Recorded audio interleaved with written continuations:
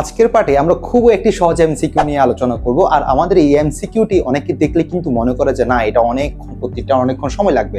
So আজকে আমাদের এমসিকিউটা কি সেটা আমরা একটু দেখি, এটা শর্টকাটটা কি সেটা একটু আমরা বোঝার চেষ্টা করি। সো আমাদের যে আজকে এমসিকিউটা আছে সেখানে বলা হচ্ছে x + 1 / x যদি 2 হয় তাহলে x / x² + 3x + 1। অনেকে কিন্তু এরকম টাইপসের যখন ম্যাথগুলো যখন দেওয়া থাকে, এমন টাইপসের ম্যাথের যখন সমাধান করতে যায় বা এমসিকিউ সমাধান করতে যায়, অনেকের মাথায় কিন্তু সূত্রে নিয়ে যাওয়া যায় কিনা, এটাকে কোনোভাবে সূত্র নিয়ে কি এটা কি সমাধান করা যায় কিনা, এমন চিন্তা ভাবনা কিন্তু অনেকে চলে আসে।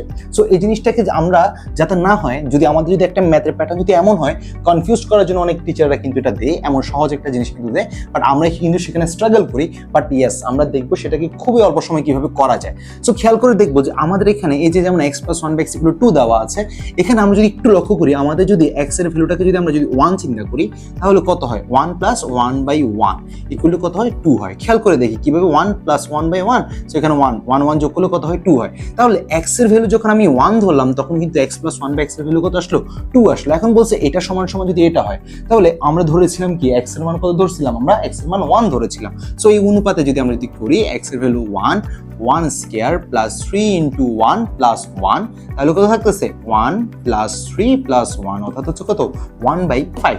সো এমন শর্টকাট যদি আমরা যদি একটু দেখি বা যদি এমন একটা যদি প্যাটার্ন যদি দেখি, তাহলে আমরা খুব ইজিলি কিন্তু ম্যাথটা করে ফেলতে পারি। সো তোমাদের জন্য আমি আরেকটা ম্যাথ দিয়ে দিচ্ছি, x - 1/x এর মান তাহলে কত হবে। সো আশা করি তোমরা এটা কমেন্ট বক্সে জানিয়ে দিবে। Thank you so much.